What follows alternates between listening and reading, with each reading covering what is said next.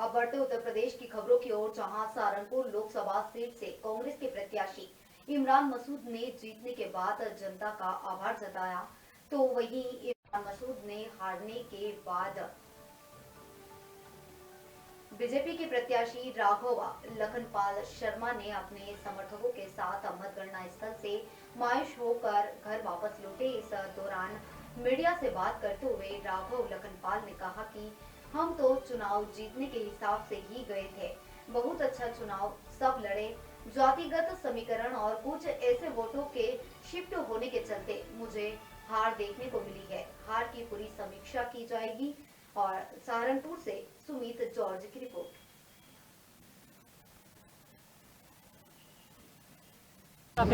मैं जीत का श्रेय सबसे ज़्यादा अपनी नेता प्रियंका गांधी जी को, राहुल गांधी जी को और तमाम गठबंधन के नेताओं को और सहारनपुर की जनता को। देखिए, देश सबसे पहला काम तो इस चुनाव के लिए अंदर मैं सहारनपुर के लोगों का आभार व्यक्त करता हूं कि सहारनपुर के लोगों ने वो छवि, जो मेरी छवि मीडिया द्वारा गढ़ी गई थी, उसको मुंह तोड़ जवाब देने का काम किया और मुझे सभी धर्म के सभी वर्गों के लोगों ने वोट दिया। देखिए, हम तो जीतने के हिसाब से ही गए थे और बहुत अच्छा चुनाव सब लड़े हैं। पार्टी के कार्यकर्ता, बहुत अच्छा वातावरण था। निश्चित रूप से कहीं ना कहीं कुछ जातिगत समीकरणों के चलते, कोई ऐसे वोट बैंक के शिफ्ट होने के चलते जो कि मुझे देखने को मिला है गिनती के दौरान, उसके कारण ये हम इस सीट को नहीं जीत पाए।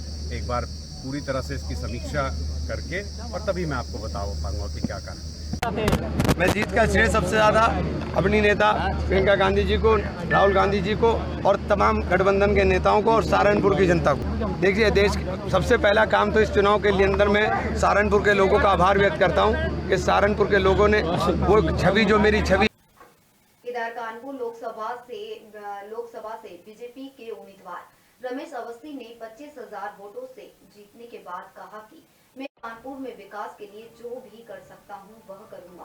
कानपुर में ट्रैफिक व्यवस्था बहुत ज्यादा खराब है, उसे दुरुस्त करने के लिए काम किया जाएगा और अपने पत्रकार साथियों के हितों के लिए सदैव उनके साथ खड़ा रहूंगा।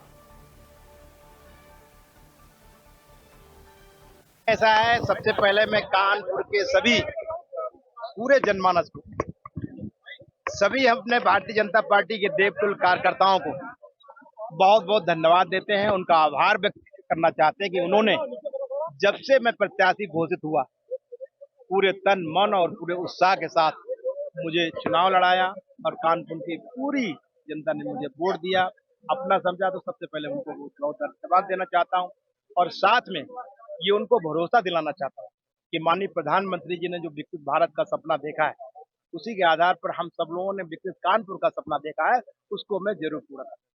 अब क्या प्राथमिकता होने वाली है? विकास, सबसे पहले विकास हमारी प्राथमिकता है। रोजगार, हमारी युवाओं को रोजगार मिले, ये हमारी प्राथमिकता है।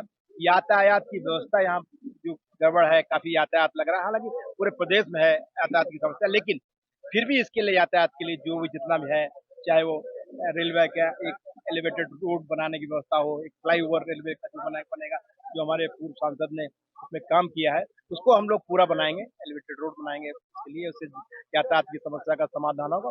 और तमाम हमारे युवा जो है, यहाँ पर ग्रीन पार्क है, जो काफी वर्षों से यहाँ मैच नहीं हुए, मैं प्रयास करूंगा कि यहाँ पर भविष्य में अगर कोई लखनऊ में मैच हो, अगर यूपी में अगर 10 मैच हो, तो कम से कम 5 मैच कानपुर में भी हो।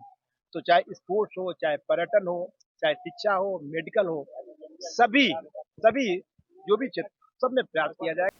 अगली खबर की ओर बढ़ते हैं। जालौन गरोठा भोगनीपुर लोकसभा सीट से समाजवादी पार्टी के विजयी प्रत्याशी नारायण दास अहिरवार ने जीत के बाद कहा कि क्षेत्र में जीत के बाद देखो, ये बुंदेलखंड का पिछड़ा हुआ जनपद का इलाका है हमारे, और यहाँ पे बहुत समस्याओं से जनपद जालौन जूझ रहा है। किसानों की समस्या है, अब आप देखते पानी की समस्या से भी जूझता है, तो खाद बीज की भी समस्या से जूझता है। ठीक है, अच्छी शिक्षा के लिए भी अच्छे स्कूल नहीं, बाहर बच्चों को जाना पड़ता है। स्वास्थ्य का में देखते हैं कि हमारे मेडिकल में अच्छे डॉक्टर भी नहीं हैं, तो डॉक्टर ना होने की वजह से उन्हें बाहर इलाज के लिए भी जाना पड़ता है। तो तमाम समस्याओं से ग्रस्त है हमारा जनपद जालौन। हम और बेरोजगारी की भी समस्या है। बुंदेलखंड पलायन के लिए जाना जाता है कि यहाँ से लोग जो पिछली सरकार रही है लगातार 10 साल रहने के बाद भी यहाँ पलायन नहीं रुका है, इसके लिए आप क्या प्राथमिकता रहेंगे? भाई यही तो हम कह रहे हैं कि हम पूरा प्रयास करेंगे कि यहाँ रोजगार खुल जाए। फैक्ट्री एरिया है, अगर रोजगार के साधन हो जाएंगे तो यहाँ के लोगों को बाहर नहीं।